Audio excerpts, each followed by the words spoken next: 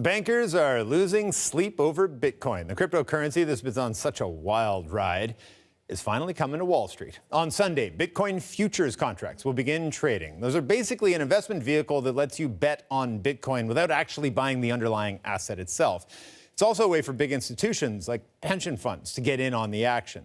But some of the world's biggest banks are taking a wait-and-see approach. They say they fear they'll bear the brunt of the risk, like U.S. banking giant J.P. Morgan, the Royal Bank of Canada. Others, like Goldman Sachs, will only allow certain clients to trade Bitcoin futures.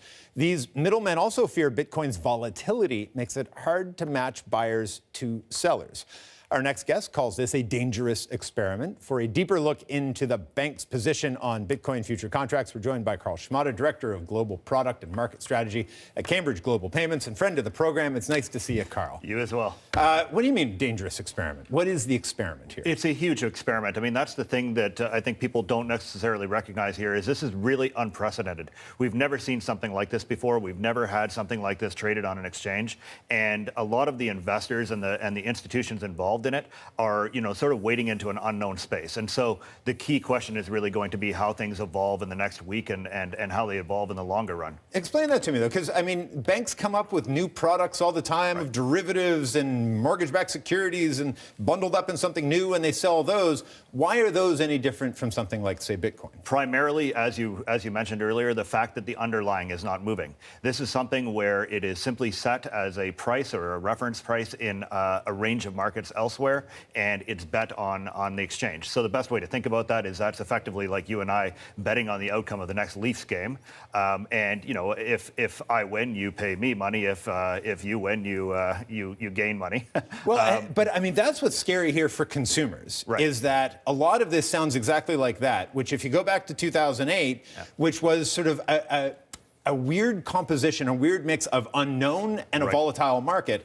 This has all the makings of exactly that again. Does it, that from the outside? You know more about this than I. No question. I think what has happened here is that the CBOE and CME, both of the exchanges that are offering this product, have really provided sort of a veneer of legitimacy to this. And that's suckered in a lot of retail investors. And the primary problem here is effectively, you're giving somebody who's used to riding around on a tractor a top-of-the-line Ducati. It's highly unstable. It's going to move very, very quickly. And the reality is that many people will have no idea how to manage the risk. And there's all these people, I hear from them every day, people saying, oh, should I invest in Bitcoin? And the thing that I think has kept most of them at bay is that it's kind of complicated. You got to download the app, or you got to go on your computer, and you got to, it's a really complicated process. Right. This takes all that complication out. Right. Can we expect to see a vast amount of money flow into Bitcoin, at least initially? I think we're already seeing that 100%. And the episode that you talked about earlier, 2008, was exactly the same deal.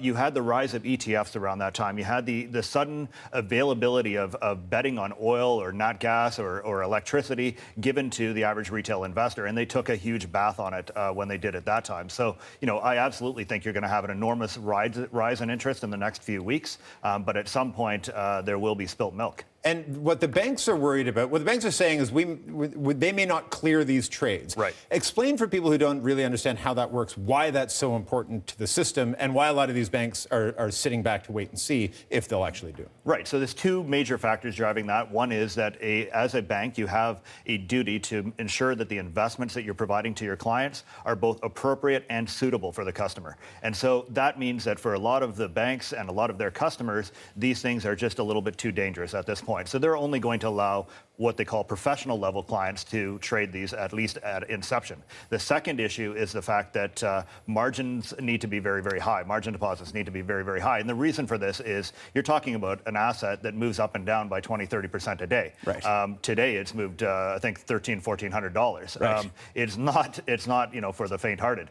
So, what the banks need to worry about is ensuring that there's enough capital in the system to protect everybody in the pool against losses. And primarily to protect themselves. Because they act, in doing that, clearing the trade, they act as both buyer and seller for a period of time. Right. If the margins go wild during that period of time, they would lose money. 100%. And the issue is that you need to be able to access the underlying market often in order to do that. Right. And, yesterday was a great example. We had a divergence in price across the three major exchanges that the CME is going to use that amounted to $4,500. I mean, you had on one exchange $15,000 and another exchange $19,500.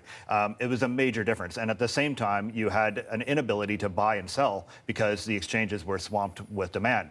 And so, you're in a situation where the bank is unable to offload its risk. And in the FX markets, we call this a hot potato problem. You give me the potato and I need to get it off my hands very, very quickly.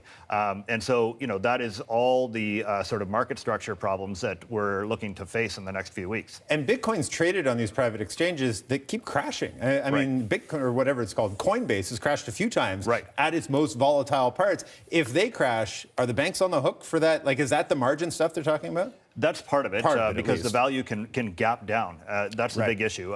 And we see this actually in FX markets. I can't exactly, throw stones. I live in a bit of a glass house, but in the FX market, at certain times of the day, there are not enough other parties in the market to provide liquidity. And so there are issues sometimes in offloading a position that I've taken with a customer to a counterparty elsewhere. So the key thing that they have to protect themselves against is that gap. They need to be able to make sure that they can take that position and move it across very, very quickly. Carl, you act sometimes as our translator-in-chief. It's great to get you in here. Thank Thanks you. for this. Carl Schmada, the Director of Global Product and Market Strategy at Cambridge Global Payments.